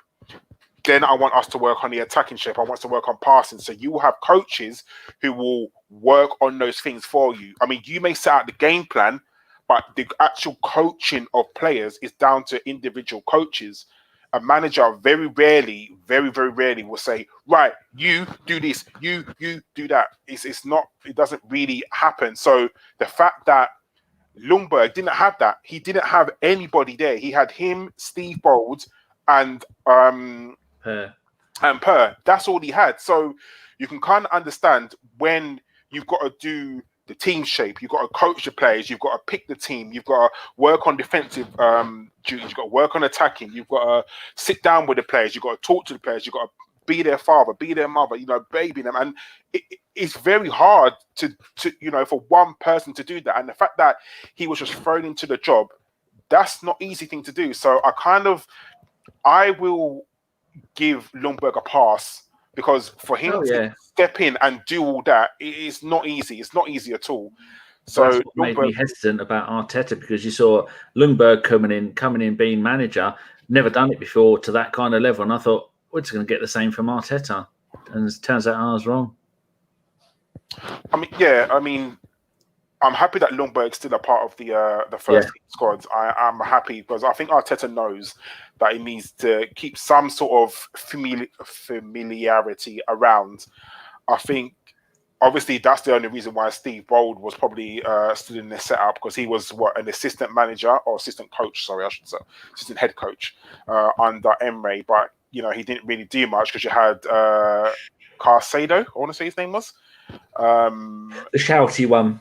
Yeah, he was the one that used to, I think he done a lot of the coaching as well, rather than Emery. I mean, I know you used to see them little videos of Emery. One sticks in my mind when they're doing a free kick training, that delivering the balls into the box, and some of the balls he's delivering in, you're thinking, what the hell are you doing? But we are where we are. Danny, for me, the lowest point of this season, getting knocked out of the Europa Cup by Olympiacos. We won their away leg 1-0, and you thought that we're going to come back to the Emirates and we would beat them. For me, that was, the lowest point of the season for me, because in Arsenal results terms, I should say, because for me, that was literally, you couldn't make that up. You go away to Greece, you win 1-0 out there, you come back and we win and we lose 2-1. For you, Danny, what was, after that game, what did you think? Well, first of all, like, we went out there, we won 1-0 away. You thought, fair enough, that's us through. And then come back to ours, and just in the beginning of the second half, they scored. And we're thinking, oh, for God's sake, that just means it's going to go to extra time. We're going to win in extra time. Late at night, we wanted to get the live show over and done with, and they're going to get extra time, could go to penalties. Oh, I don't need this. Aubameyang pops up, and right near the end of the game, scores a goal. I think, right, there you go, done and dusted through to the next round. That's not happening. With about 30 seconds to go, or however long it was, their player come on, made it, scored and made it 2-1 on the night, 2-2 on aggregate. They have got 2 away goals compared to 1 away goal. We fucked it. It's been an absolute bloody nightmare. And you're thinking, well, that was peak Mustafi for me, and peak Xhaka, and peak Ceballos, and peak Ozil, where none of them did their job properly. And Bellerin's coming back from injury, and I'm thinking, that sums up what it is to be an Arsenal fan. Not only have we been knocked out at home in the Europa League, but we've all got COVID now. Well, thank you very much. We might as well just give up playing football and go home. I'm going to turn the light on. Nicky, was that for you the lowest point of the season, getting knocked out by Olympiacos? I forgot all about it, mate. I blocked that from the memory because we won the FA Cup. I really did, mate. When you said, who did we lose? How did we lose in the Europa League again? It was, honestly, mate, I couldn't remember what happened, but I don't like it when we keep blaming our defenders for everything that goes wrong. It's like there's so many times this year where our strikers, and sometimes Aubameyang as well, like Lacazette, where they've either haven't created any chances, fluffed a few easy chances, and it's like, all right, we should be 4-0 up after 60 minutes. We're 1-0 down. They make a load of changes and just pile on the pressure, change tactics to whatever their managers change. Because, with 20 minutes, half an hour to go, Olympiacos is like, we've got to go for it. We'll try something. They try it. And they just come straight through the midfield, who just step aside and say, go attack the defenders, because it doesn't matter how many times we let you run past stuff. They'll just blame David Luiz anyway. Look at his hair. Yeah. And that's what they're like. We always got, and that's what's got me for years. They go on about how fantastic our old back four was, and during the Invincibles, they talk about how brilliant Van Dijk is and that. He ain't that brilliant. You see what he done against us? He's made a few mistakes. It's so easy to defend when you're 4-0 up at half time, like with Sol Campbell. The other team are coming out. They know they're beaten. They're done. They're not even trying. They're like, all right, we'll leave it there. Let's just have a friendly the second half. Don't push it, or we're gonna kick you. That's what we do. The games, I don't know how many games, I'm sure you guys can remember, during the Invincibles, when we'd paralysed in the first half, we could be 6 or 7 in this game. We come out the second half, you think they're not even trying to score another goal. That's because the game is done. And it's so much easier to defend when you're 3-4-0 up. Whereas these guys, how many times have we left it where we're 0-0 or only 1-0 up going into the last 20 minutes and they just pepper us? I mean, even the last home game, you know, we'll be 2-0 up against or 3-0 up against 3-0 up. Watford. Mm-hmm. You know, they are going to come at us because obviously they were going to get relegated, but we nearly bottled that as well. I think with Arsenal's defence, you're never comfortable. I mean, I remember tweeting saying only Arsenal could be 3-0 up and still not be comfortable, which for me, you know, is something that we've got to address in the summer. Our defence, and I think it probably stems from the midfield as well, because I think teams get to our defence far too easy. Far too easy. Danny. You know, there's 4 Arsenal podcasts live at the moment. There's Andrew, there's Tom, there's Harry, and there's us. Yeah, but we're best, aren't we? Go into their chat and put our link in there. No, we're all friends. We all play fair. I'm not. Danny, our manager changed Did you the course. Did you like my donut, by the way? I did. I thought you was on the sauce, Danny. Sorry, go on. Our manager changed the course of football because if you remember, we was going to play Manchester City. I think it was the Wednesday, wasn't it? Mm. And then our manager came back with having COVID, and that's when the league was shut down. Because remember, they were still going to play games. They weren't going to close the league, and I think it was Karl Arteta contracting COVID that shut down the football. Danny, did you think the season was going to be restarted? No. Well, at first I thought, well, that's it. The season's over and done with. They're not going to bring it back. There's no point. People's health is more important because we all know that football cares about people and it's not all about money. And then I got a bang to the head and I realised, oh, fuck, it is all about money. They don't give a shit about the fans. All they care about is the sponsors lining their own pockets. The fans can go fuck themselves. They've signed contracts. Those contracts have got to be seen out. And plus the bin dippers needed to get a few points to win the league. In fact, I thought maybe they'll bring it back and then give the bin dippers the league and then shut it down after they've officially won it because they hadn't had enough points to win it. But yeah, in any normal, sane world, you'd go, well, hold on, we're not having any of this lot. Grown men, 22 men, spitting and rubbing and licking and fighting and poking and grabbing each other. We're not having, like in rugby, you're not having there's no more scrums at the moment. They're bringing in, I heard on the radio before I managed to reach across and tell Alexa to shut up because I don't want to hear it. But yeah, it's a mess. And actually, give them their dues. It's actually turned out all right. As long as you have the option to turn off the crowd noises, I've quite enjoyed the football comeback. I mean, I agree with you, Danny. Whenever I watch a game, I don't have the crowd noises. I've kind of enjoyed not having I've kind of enjoyed hearing the players on the pitch. I've enjoyed hearing Arteta speaking 100 languages. Definitely. What a man. Did anyone hear Righty screaming, like with no crowd on the weekend, screaming at Rob Holden, man on, Rob, man on? Ian Wright? Yeah, he was coaching Rob Holden most of the game. But I had it on BBC, and this annoyed me. I watched it on BBC on channel 115 in HD. But then, if you wanted to hear it with no crowd noises, it was on the red button, which was in standard definition. I thought, well, I had to pick which one, and I thought I'm just going to go with HD and just ignore it. Yeah, I kind of agree. Nikki, after the restart, what was your feeling with Arsenal? Were you kind of confident after that we would make top 4, considering where we were in the league and the people around us? Because I remember Manchester United weren't before lockdown. Man United didn't have the best results.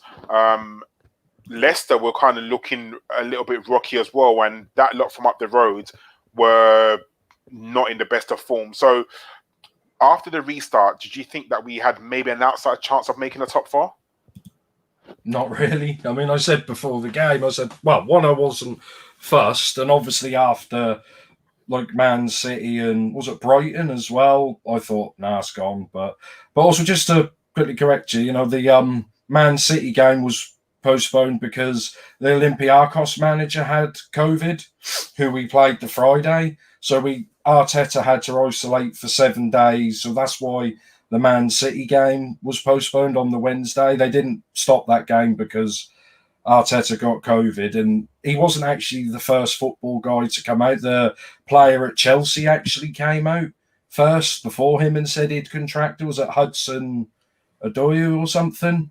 He actually came out and said he got it, but that's just a bit of a bugbear for mine. They said it in the cup as well, and I was like, oh, and football was put on hold for 3 months because Mikel Arteta contracted the coronavirus. I'm like, well, it wasn't really, was it? It wasn't Arteta's fault. He didn't pass the coronavirus on to everyone, you know.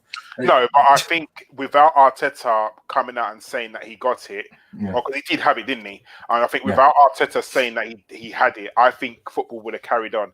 I think it took someone who was as high profile as the Arsenal manager saying that I've got the virus, having to say, right. Well, I think because that was the Chelsea bloke, then Arteta, and then over the next few weeks we had a few.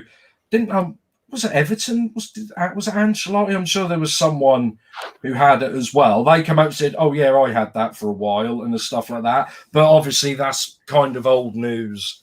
You know, once 2 or 3 players have had it, no one really cares if you're famous and you've got it and you've recovered from it. They'd only really care if you're famous, got it, and died of it. I mean, I think. I think it was the right thing for the league to do. I mean, you know, my heart still goes out for all the people who've lost loved ones during this pandemic. It's absolutely awful. It's terrible, and I think you know it was the right thing to do to stop it. We needed to, and I think you know, like Danny said, for me, I personally would have not. Even now, I personally still wouldn't have I would have done what the France did and stop the league. But, you know, there are contracts to fulfill and things like that. Yeah. So, I mean, for the enjoyment, yes, rightly so, bring it on. But as long as things are done safely, which they were, because I think the league takes very, very strict precautions. And, you know, I'm happy that that's happened. And, yeah, out of all that, we've managed to win the FA Cup. I can't remember if you remember, Danny, that we've 14 times, is it, Danny? 14? 14, magic number 14, wonderful shirt number. Always 14. Man who won the 14th was wearing the 14th. Indeed. Right, I guess we can't avoid the news that's happened today, can we, with Arsenal? Today, Arsenal released a statement saying that they're going to put 55 people out to pasture, basically, making them redundant. And, you know, you go on Arsenal Twitter is toxic at the best of times. It really is. That's an understatement. And... I mean, me and Josh were sort of talking about it as well, and you know, everyone's got their own opinions. But for me, the one thing I can't understand, and I'll come to you, Nikki, about this afterwards. So I'll give my point of view. Is you're putting 55 people out. 55 people are losing their jobs now. Respectfully, for me, that equates to maybe 2 or 3 million. You know, I think it's probably no more than that you're going to be saving. If it's a money saving thing, then okay, cool. You're saving 2 or 3 million off the wage bill. Ultimately, to somebody whose net worth, and Stan Kroenke's net worth is $8 billion. Not million, $8 billion. I think he could easily cover that. I'll be very honest with you. He could easily cover that. Then as the day rolled on, you realized who was losing their job. And it was 2 people from our scouting teams, which, you know, everyone's got their own opinions about that. But for some unknown reason, Mesut Ozil's name kept coming up. Now, I'm going to be honest with you. I don't understand why Mesut Ozil's name's coming up. So here's my Karl Walker thinking. Arsenal Football Club said to Mesut Ozil, "We will pay you £350,000 or whatever the number is a week for you to play for us. And we're going to pay you this for the next 4 years. Mesut Ozil said, okay, no worries, okay. For some unknown reason, Mesut Ozil's not being chosen in the squad. That's down to the manager. The manager picks the team. Mesut Ozil doesn't pick the team, the manager does. Fine. Then people are saying that Mesut Ozil should leave Arsenal to get them off the wage bill. Why? Mesut Ozil doesn't owe any loyalty to Arsenal. Just the same as if you work for a company, your company said, I'm going to pay you this amount of money. And let's say it's a family-run business, but you don't owe any loyalty to that. That company has said to you, we're going to give you this. We're going to give you 350 grand a week for 4 years. And you said, okay, now he's not playing for whatever reason, but he's not the one picking the team. So why is Mesut Ozil's wages being spoken about? That's got nothing to do with it. It's the owner of the football club. Now, I know people will think differently to me, and I understand that, but I don't understand why Mesut Ozil's name is being dragged through the dirt when, like I said, the owner of the football club net worth is $8 billion. I don't understand that. I don't get it. Nikki, what is your opinions of it, of the news today? Well, I don't know exactly, the 55 people have been released / sacked or whatever. I don't know exactly all of them. I mean, you said there's a couple of scouts, but people come and go in those sort of things. Arteta's got in, he's got some of his backroom staff. Maybe he wants a new scouting network. I mean, I'd like to say, I don't know who the rest of them are. Maybe that's part and parcel of the job. Maybe some of them were only on 1 year deals anyway. I don't know why it's such a big deal when, people leave Arsenal, but when people leave other clubs, they just don't seem to care. I mean, everyone's just assuming this is poor, like you say, Doris, the tea lady who's been sacked, and now she's got to go get a night job working somewhere and stuff like that. We don't know exactly who it is, but with Ozil, I mean, it takes two to tango. Why they're not picking him, I think the explanation is what we said, it's down to money. I mean, I know a few people have been at Norwich and stuff like that, and it's very similar at Arsenal. Yeah, Ozil's on 350 grand a week. Not basic. That's not basic. No way is that basic. That's with appearance bonuses, win bonuses, getting into Champions League bonuses and all that. Because we had the same thing when a few years ago when they said Rooney went on to 300,000 a week. And then Ferguson complained and they put him on 300,000 a week. It's a maximum. That wouldn't surprise me. It's still a lot of money. That wouldn't surprise me if he's on closer to 2 when he's not playing at all. I think that's why they're not playing him, because they're saving paying him £150,000 a week or what, even 100, because he wasn't contributing to the team. And I know why, because Arsene Wenger left, who, was his father-like figure, brought him to England, brought him to Arsenal, put a shoulder around him and said, come and play for me, Mesut. I know you're a world-class player. You can run around on the pitch, spitting your chewing gum, kicking it up and catching it in your mouth, whatever you want to do. And obviously went to the Euros or the World Cup, and then Germany had a terrible time, and it was all Mesut Ozil's fault because his grandparents are Turkish, and he said hello to the Turkish president, so it was all his fault because he's Turkish. And I just see it in his eyes when he came back. He's not interested. He might as well, he's lost I know it's a Rocky movie, but he's lost the eye of the tiger. It's not there. And I've seen it with players before. I saw it years ago with Theo when he done his knee against Spurs, when he went off doing the whole 2-0 thing.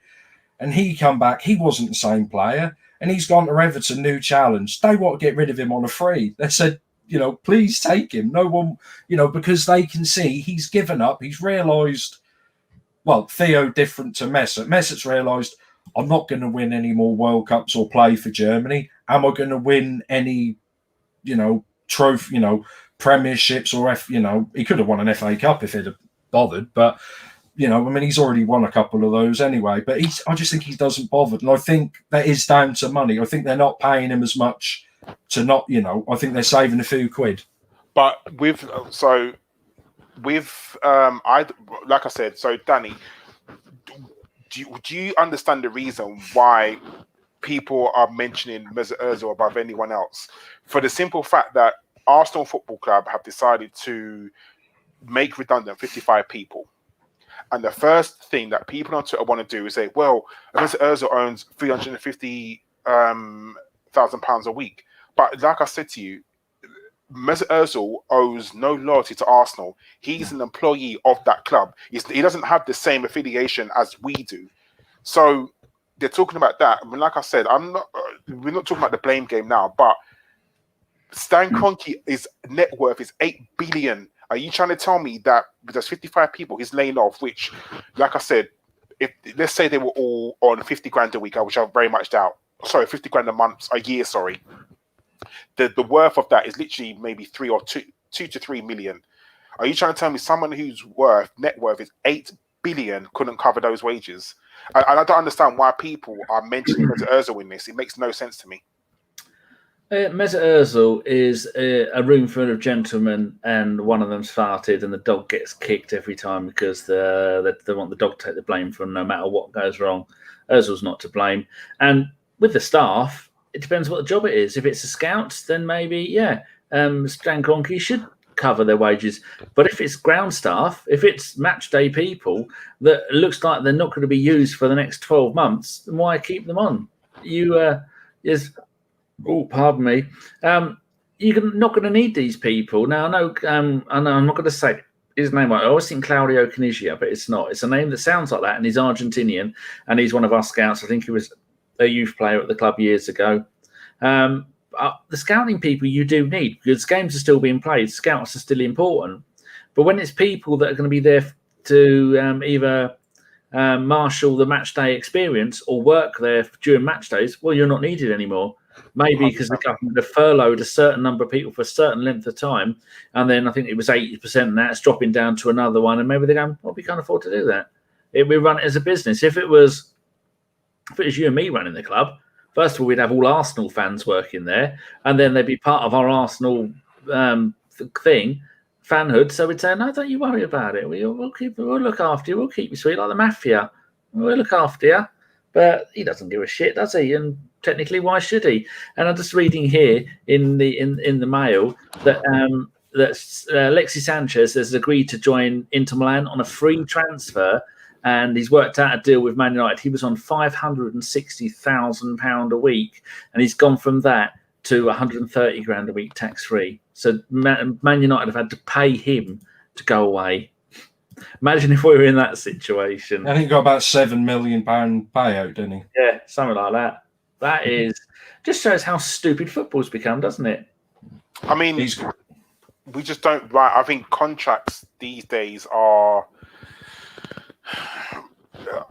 just stupid. I mean, I'm not saying do a Jack Wilshere pay-as-you-play sort of contract, but surely, if you have a contract with a club, you should say, okay, you will earn this amount of money as long as you do X, Y, and Z. And yeah, some players may not agree to. I mean, what he should be doing is filling it up with bonuses.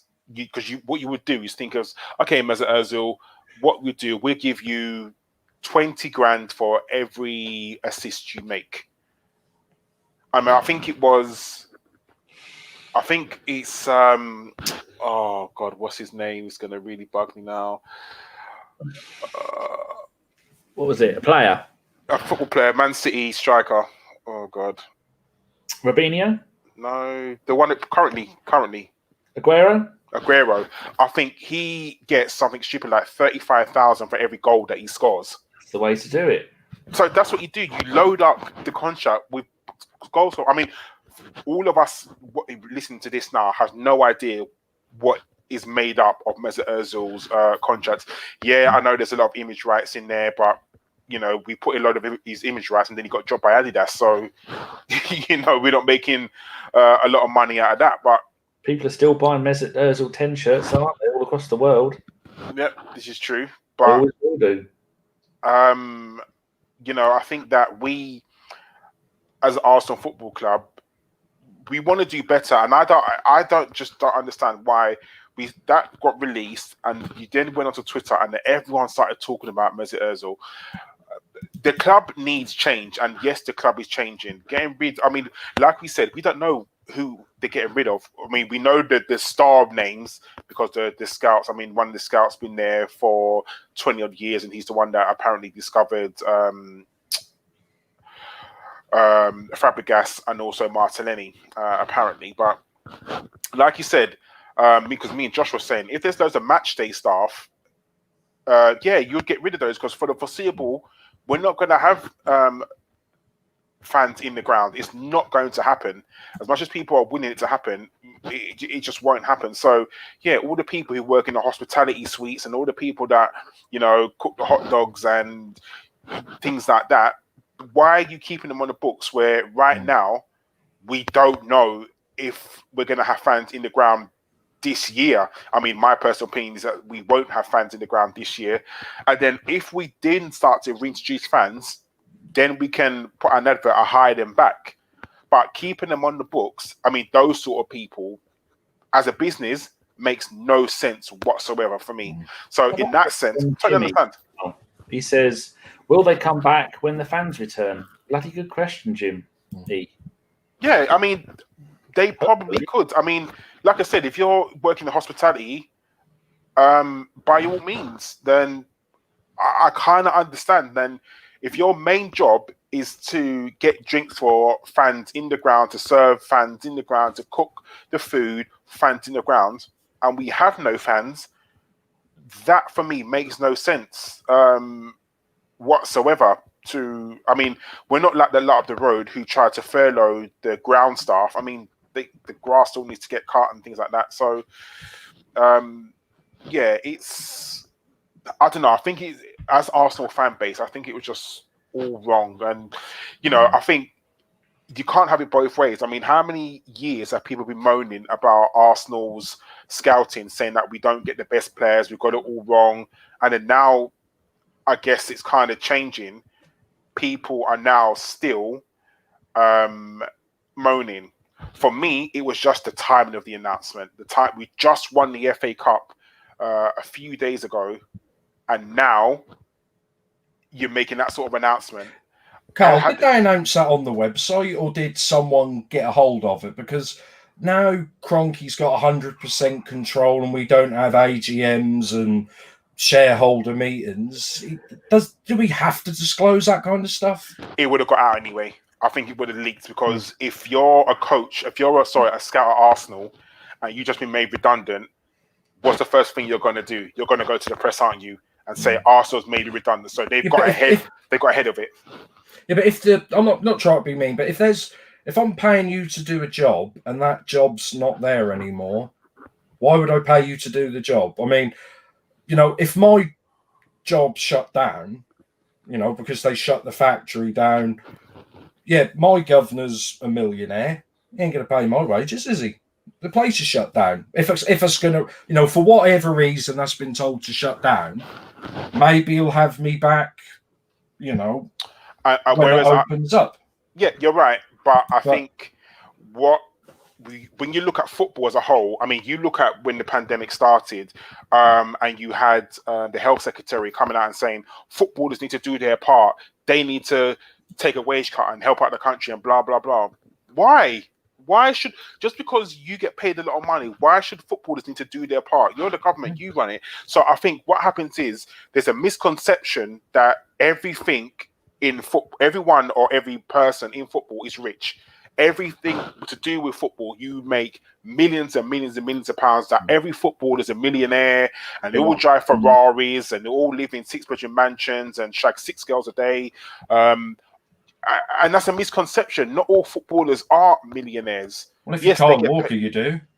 Well, yeah, there is that. But do you know what I mean? It's a misconception that footballers have an endless supply. Football has an endless supply of money, doesn't it? Look at Bury. A whole football club has gone out of business this year.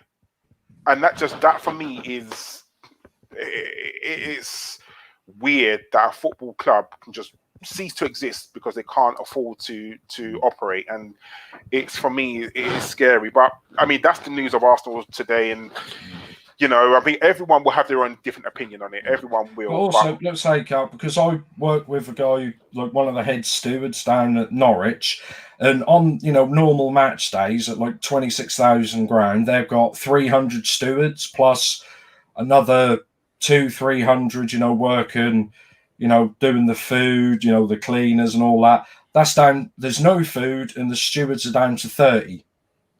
So, and that's been since it started. Why isn't that in the press? All those stewards and people who cook food and all that, because most of them are going to be, minimum wage staff anyway. Oh, because it's not sexy. That's why. Oh. You saying Norwich isn't sexy, Karl? You lot got all web toes down there. Shout out to Ellis, though. But I am barefoot. I will prove you wrong and get us banned from YouTube. No, we don't want to hear that at all. Yeah, look at this bit, Karl. Russ Morgan. Arsenal are in Kia Jarabchin's pocket. No more scouting, just agents. I mean, that's a worry as well, because are we now behest of the?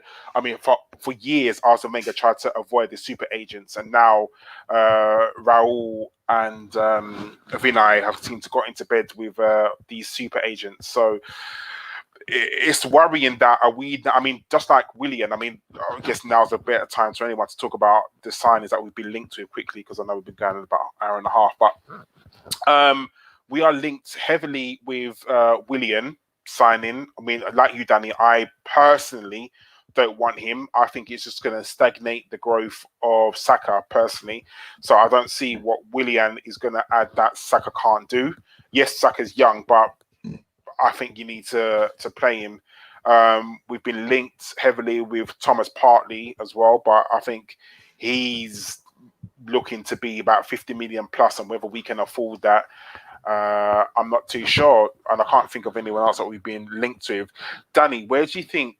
I mean, the players that we've been linked with? I know you made it earlier saying that you don't really want Willian. What about Thomas Partey? Do you know much about him? I mean, I'll be honest with you, I don't really. I know absolutely nothing about him. That's actually my Spanish team, Atletico. Never seen him play. I don't watch Spanish football. Bores the arse off me. I tend to watch Italian and German football. So I know absolutely nothing about him, and I don't really fancy spending 60 million quid on a player like that. I'm quite happy with the squad that we've got. We need a couple of centre-backs, maybe a proper defensive midfielder, and that's it. So I don't know. I don't want him. I don't do want him. All I do, I trust in Arteta. That's all you need to know, Karl. This is true. Nikki, right now, would you take Willian?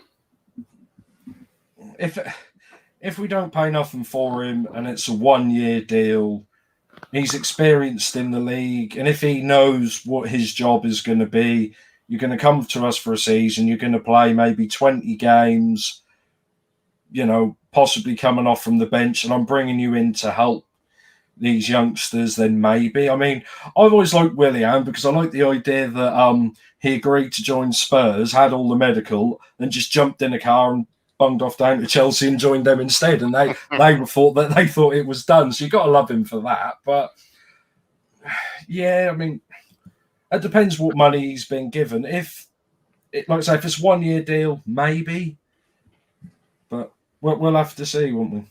I mean, personally, I still think we need a better midfield. I think the reason why our defense is so bad is because they've got no protection from the midfield.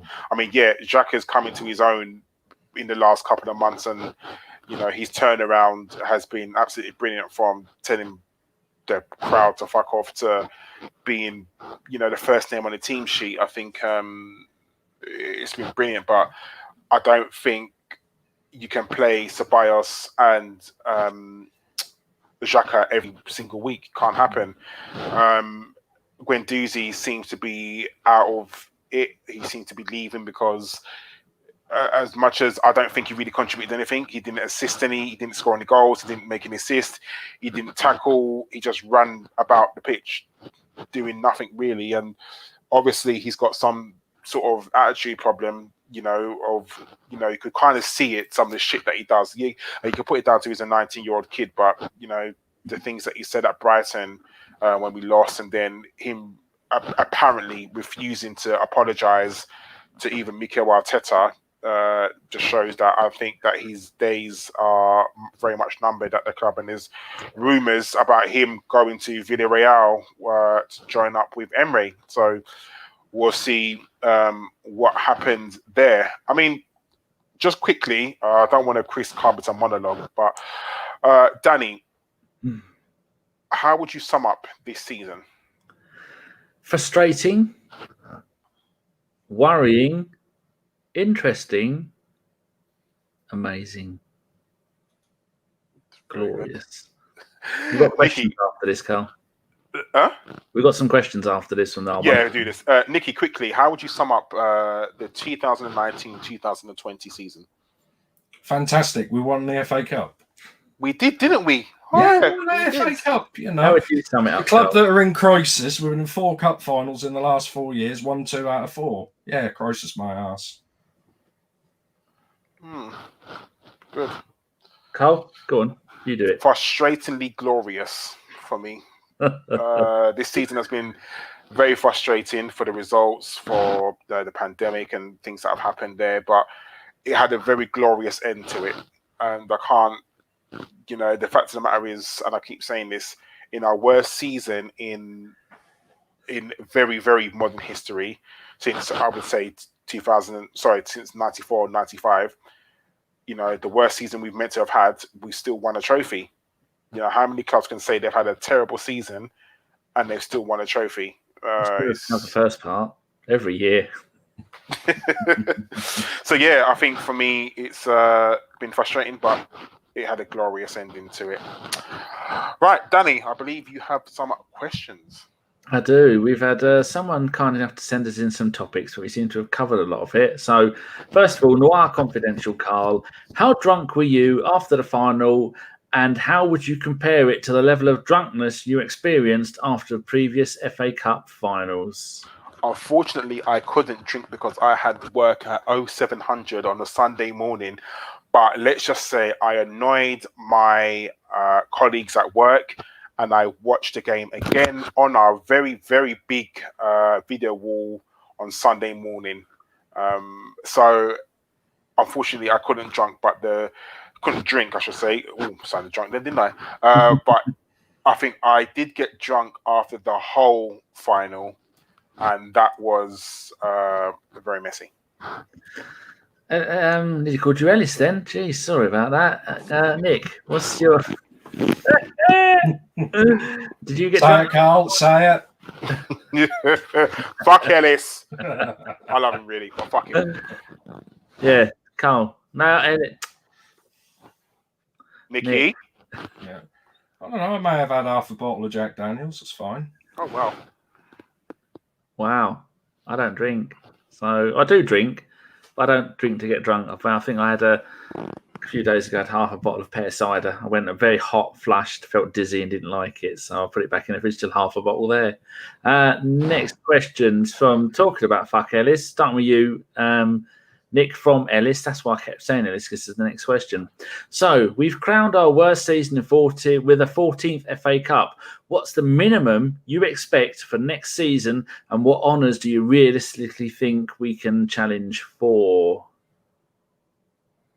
What I think we'll do next year, what my expectations are for. Yeah, what's your expectations? What was the minimum you want?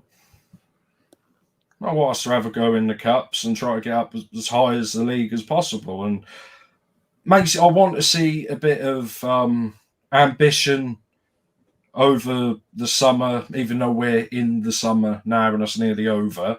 But in the transfer market, not just going after the Hollywood signings, because I just want them to go out and get the type of players we need, get it done, and come back and show us that we've got a bit more flexibility in the side, that we're not going to, end up getting spanked 4 or 5 by any of the big sides. And I hope and expect we're a bit better away from home next year, because our away form has been shocking this year. Karl? Minimum top 4. I think we've always got to be striving to get back into the Champions League. So a very minimum top 4 and hopefully a cup. I mean, there's rumours that they're not going to play the League Cup next season because of fixture timings. So I think at a bare minimum, top 4 and champion and FA Cup again. I don't think we'll do that. I think top 6 and a good cup runs.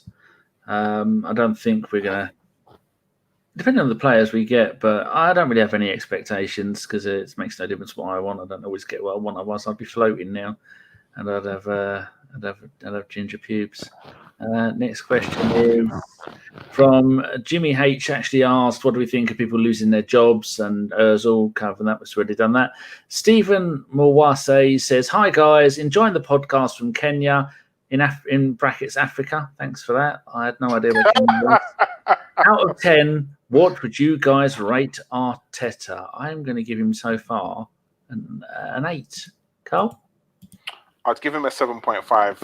I think he's great that he's won us a trophy, but we lost some really shitty games in the running. So, yeah. And he's only had 28 games in charge, so give him a 4 rating at the end of next season. Lovely. Nick? 10. He won us a cup. That's better than any Tottenham manager. Bit of positivity. He's been a bit iffy with his subs, though, so hopefully he'll do better. Another question from Noir. He's got 3 here. I'm not sure I want to do them all. Don't know enough about that to ask that one. Save that one for next week. He says, right, this one. Start with you, Nick. The future of Maitland-Niles was uncertain a couple of weeks ago. After his recent performances, should we do everything in our power to keep him? I think he's still under a fairly decent contract. What's he got, 2 years left? 2? I think, well, maybe 2 years left, honestly. I was one of the ones that said I'd drive him out of the club a few months ago, just before the thing, because he was like complaining, like, oh, this isn't my position, left wing back or right wing back or whatever. And I'm like, no, you're playing football in the Premier League for Arsenal, mate. You should just be happy to play wherever on the pitch. It's not like he's asking you to, play in goal or something and make yourself look an idiot. And especially since lockdown, when he's come back, whether or not that stays, I've seen like a mental change in him, because normally he was so laid back, he's practically fallen over, which he's been, but he seemed a lot more focused. And what was that, the game when I think it was the Man City in the semi-finals, where he come on and he was hugging Arteta, and I think Arteta said, "See, I told you." So obviously they had a plan and it worked perfectly. I don't like all these players saying, "Oh, well, this is my preferred position." I was like, you're 18, 19, mate, or 20. You haven't got a preferred position.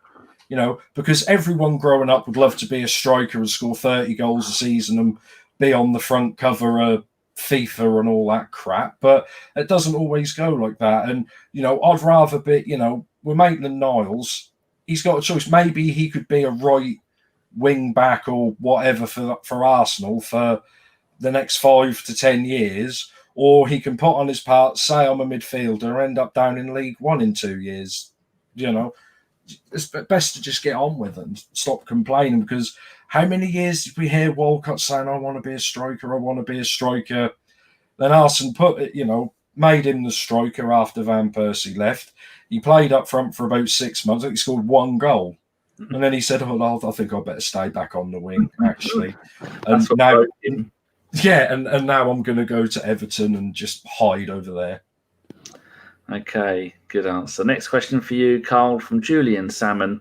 Who starts in goal for the first game next season if both keepers are fit? He says he would pick Martinez. And as I'm a fan of 80s hip-hop, I cannot hear the word Martinez without thinking of that song about Martinez's wife. Can't remember what that is. That's a very hard decision, and I don't know the answer to that question.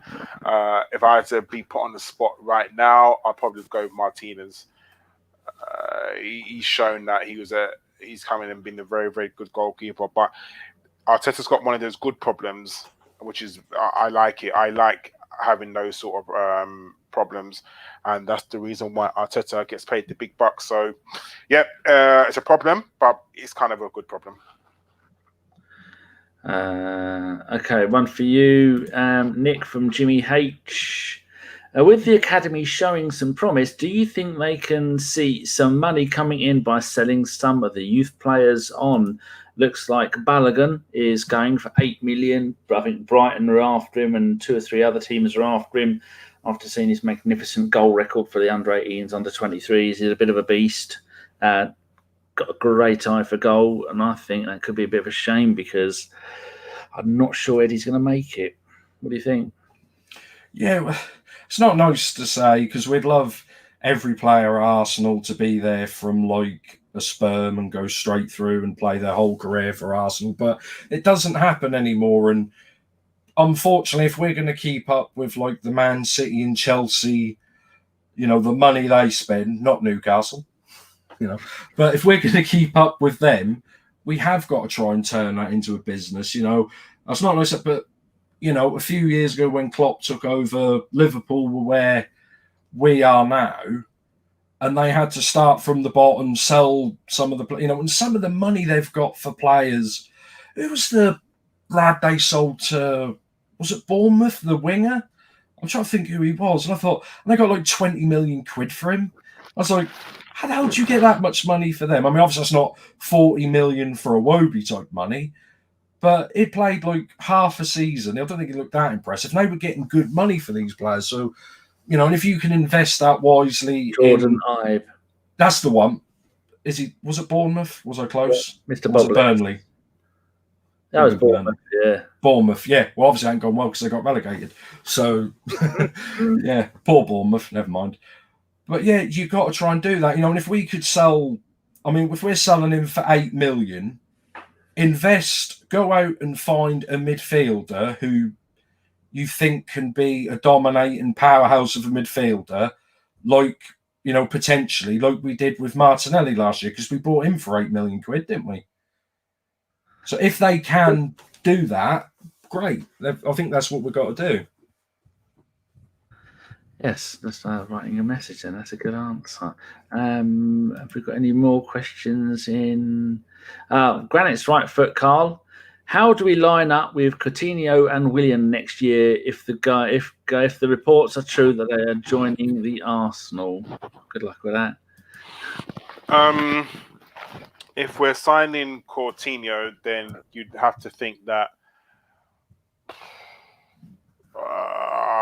someone's got to leave, haven't they? Because personally, he's a number 10, and we don't really play with a number 10, so you have to play with someone coming in off the wing. So then you're thinking him one side, Pepe one side, Coutinho. Like, it just doesn't work. At the moment, we play a 4-3-3, and we play Aubameyang on the wing. Unless you're going to push Aubameyang to play centre forward, which I don't know. I'd like to see him in that position because he can get loads of goals, but we might have to change our formation, which I'm not a fan of. I think there are, at the moment we're playing 5-3-2, aren't we? Or 5-2-3, kind of. We're playing at the moment, so we'll see. We'll see what happens. But I just can't see Coutinho coming to us. I just don't think we need him. I'll be very honest with you. Like, he's gone to Barcelona, couldn't do it. He's gone to Bayern, couldn't do it. Why do we feel that he's going to do it with us? So for me, Coutinho's a no-no. Just looking at it, this season on loan at Bayern, 8 goals in 23 games. I saw a stat that said most of those goals and assists that he got were all in the space of 2 or 3 games. Barcelona 5 in 34, then 8 in 18. He did nothing at Inter Milan, 3 in 28. He had 1 good season, really, or 2 good seasons, 1.5 good seasons with Liverpool, a 13 in 31 and a 7 in 14. So I don't want enough. What are you doing? You're wiggling around a lot, like a child that needs a wee. Sorry. That's all the questions. We're all done. Oh, well.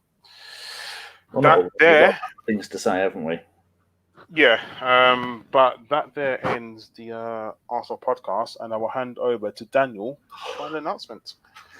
Yeah, a few changes at ABW, people. I'll get straight to it. As a fan of podcasts and radio shows and TV shows, when people leave, I want to know where they've left, why they've gone, and all that kind of stuff. So Jason's gone. Me and him fell out, and the gist of it was, I said, if you don't like the way I run the podcast, leave. So he left, and he was a gentleman about it. He hosted the last show, got massive, nearly 13,000 views. And then quietly left, said we can have all the computer stuff back that the pod paid for. I said, no, you've earned it all, keep it all. And then we've had to have a bit of a tidy up. OG in Canada left a couple of weeks ago. Shredder left a couple of weeks ago. There was a little bit of a disagreement that went on. Things haven't been right with the world recently. And so people have got families and jobs and time zones. I mean, when we do this podcast for the likes of Shredder and OG, it's lunchtime, and they can't take 2 hours for lunch. And then today I said in one of our groups, I said, look, there's so many people in this group that can't, for one reason or another, do any podcast. And so I said, look, we're going to keep it down to the people who can do it regularly. And so I said, people like Dom and Simon and Fife.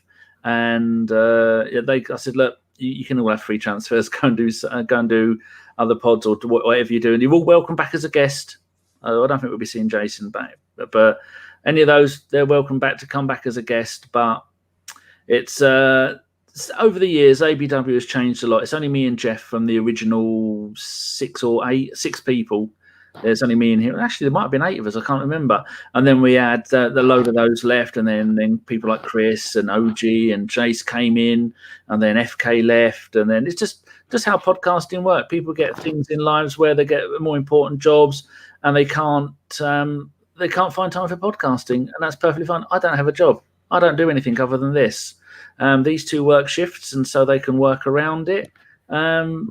Jimmy says, why has Jason left? Me and him fell out. Simple as that. I don't agree with some of the things that he did, and he didn't agree with some of the things that I did. And so he said, I'll leave. And I said, okay. It's he has done more for this podcast in the last year. He has kept part of this podcast going all by himself with the help of Karl and Josh and Chris and stuff like that.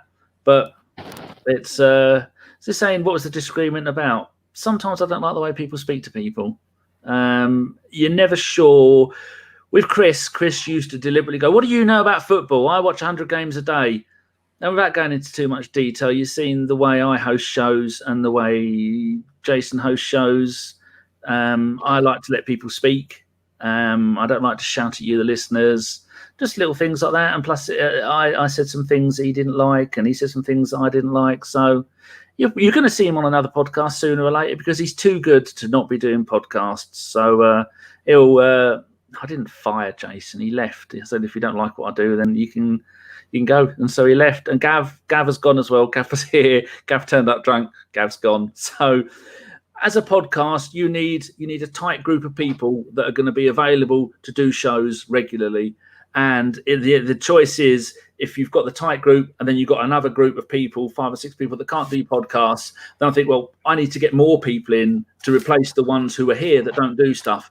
And then you go, well, now we've got a podcast with 20 people on, 25 people. So how's that ever going to work? It's not going to work, is it? So everyone else is all on good terms with everybody else. Obviously not talking to Jason because, like Chris says, we're both stubborn old men. And so there you go. We try not to hide anything from you lot. Jace did an immense amount of good for this podcast. There was times this season, like we were saying, that no one wanted to do podcasts. Jace made a promise that he would do every podcast for a live show, and he did it, which is more dedication than I've seen from him than I've seen from a lot of people when it comes to a lot of other stuff. So, thanks, Jace. Thanks, Dom. Thanks, OG, Shredder. Simon's because Simon is going to be a big time journalist. Simon is Liquif Scoop. He's going places. He hasn't got time to do stuff with us. So I spoke to. He said today now he understands. And who else? Have I forgotten anybody else? Fifey just doesn't reply to messages anymore. Jeff Arsenal's still here. Jeff Arsenal never replies to messages. But Jeff said, "Don't worry, Dan, I'm going nowhere." So you might see some of those other ones again. But as the core group, there's 6 of us, and then you've got the others like Nikki, Femi, Richard. They're all going to be included in stuff as well, and hopefully Drew, and maybe gets Sophie back on and other stuff like that. So yeah, just tidying things up a bit. And I think that's the best way to put it, isn't it, Karl? Have I missed anything? No, I mean, I for one am going to say thank you to Jason. Jason's been, like you said, Jason has done more for this podcast than I think almost any other apart from Danny. He's it's not good, or it's sad. It's how leaving this kind of seeing your parents get divorced as someone who's coming to this podcast like late, and I got brought into this podcast from Chris, and then Chris has like done radio shows, and then it's Jason is. Jason's a good person, and I think Jason is, like I said, he works very, very hard and tirelessly. Jason's brilliant. He's very good at podcasting. But some people sometimes just don't see eye to eye, and unfortunately, as far as I see it, Danny, this is Danny's podcast. There would not be an ABW without Danny. Danny has done the most for his podcast out of everyone, and sometimes as humans don't always see eye to eye. There are certain things that in my outside life I don't like what people do, and like at the end of the day, we have a common love, which is Arsenal, but at the same time personalities clash, and it's just one of those things. Though Danny and Jason not talking, there's not bad blood there. They're just, we're adults, and adults sometimes fall out about things. So just quickly, I want to say thank you to Jason. Jason's done a lot of work, and like Danny said, you would definitely hear Jason again on a podcast, because Jason is far too good at what he does. For people not to invite him onto their podcast. You've heard him on other people's podcasts, and he's very good. He's passionate. We talked about Arsenal. We know about his love for Aaron Ramsey. Now he's got to finally say Aaron Ramsey was shit. No, I'm joking. But it's just one of those things, isn't it? It's one of those things, and we as a podcast, Danny's made a decision, and we will grow. We will definitely grow. You'll see other people. Changes will be made. Everything doesn't need to remain the same. I mean, look at this world. This world will never be the same again because of this pandemic. Things got to move on, and there we are. Yeah, your microphone's rubbing on your top. Politically, we were completely different about stuff. It's not like when Gimli left. Nobody liked Gimli. Gimli was a knob. No one would say that about Jace. And when you take into consideration the amount of stress and strain it is to do the live shows after every game, come rain or shine, and when you say there's a show coming up and you've got one person puts their hand up for whatever reason, people don't get paid. No one gets paid for doing this. You can't expect people to do it. But when you've got one person put your hand up and you've gone, or someone drops out and you've got to stop what you're doing to come and do it. So, and then plus losing Steve and Dave, that's had a massive impact on so many of us. And little things like that. So going on next season, we won't be doing live shows after every single game because, quite frankly, who the fuck wants to? It's shit sometimes. I should think most of the Premier League games we were doing them for, but some of the, like we were saying about the Olympiacos game, I think that game we didn't start the show till 10:30, and then just go on. And plus the shows will be half an hour long. They'll start half an hour after the game is finished to try and, because we're looking at the analytics of it all, and most of those shows, some will be an hour and a half long. You're watching for 17 minutes. And so I think half an hour is a perfect time for a show. Be doing slightly differently. All of us will be hosting it. So, Pablo, just rewind it and have a listen. So, thanks to all that lot. But this podcasts go on. People move around. You see new people coming on, like Nikki and Femi and Richard. They were all people who were listeners, and they got the chance to come on. Never know. It could be you, dear listener. You might get a chance to come on and be horrible to me. So, I take it you've got nothing really to say, Nick, as you're new. I'm new. I'm staying out of it. So, like Thunder, I'm still on trial. I haven't got a contract yet. Thunder Road says a Ramsey Wonderland in the works. You never know. So, it's a shame when these things happen, but people don't always get on. Mummies and daddies don't always get on, and that's the podcasting world for you. So we'll carry on. I shall be here until I'm older and greyer and fatter. Right, Karl. I think we've got gentlemen's nods to do. Yes. So my gentleman's nod will go to Jason. He's now left. I think he's a great guy, but these things happen. So everyone, if you listen to this, you probably already follow Jason. If you don't, please go and follow him. Felipe Flop, I want to say. I do. I'm ashamed that I don't know Jason's ats. That's really bad. Jason Davies 71, I think it is. That's it. Yeah, Jason Davies, not Davis. Davies 71. Pronounce Davies though. Don't annoy him. He'll come and kill you. Oh no, he will. But yes, give him a follow. He's a wonderful person. And my nod goes to him. Nikki, who's your shout out to? Fuck you, Danny. Not German's nod. Shout out. Well, that'll be Danny then, because I mean he's let me on, which is nice to come on. Oh yeah, chat arse licking. Here we go. Oh, Danny, you're the best, Danny. Oh, I love you, Danny. Friends. Yeah, I mean I know I've been a bit. Sometimes I've been talking too much and not enough, but that's probably because when I'm doing my Twitch channel thing at Netfights, by the way. Yeah, and where as I'm streaming for 3 hours, it's just me talking, so I've got to keep talking. Whereas obviously I don't want to talk over you guys for 3 hours. So yeah, just cheers to Danny for letting me come on and talk about football. And Daniel, who's yours to? Mine's going to go to Serviceman at Huntingdon. My Volkswagen Charan has sat there on my driveway since February. Hasn't been started. I'd also thank you to Volkswagen. It's a 1999 2-litre petrol. Hasn't moved since February. Jump started yesterday. Started first time. Took it to Serviceman in Huntingdon, and it passed the MOT. Didn't need a single bloody thing doing to it. Germans! They don't fuck around when it comes to building cars. But on the other hand, the Merc has been at the garage for 15 months now. And I've been ringing him and he's not answering the phone. So if you see a nice Mercedes convertible, a 1994 for sale on eBay, let me know because it could well be mine. I think he's done a runner with my car. Oh, God. And that's it. Right. Just want to thank Nikki. Thank you, Nick, for coming on today. Cheers, Karl. Danny, I'm not thanking you because you have to be here. So, yeah. Well, thank you for hosting, Karl. Saves me the bother. It's I'm not all good at it. good. It's all good. Right, and that is the end. It's been a weird time in the world. It's been a weird season.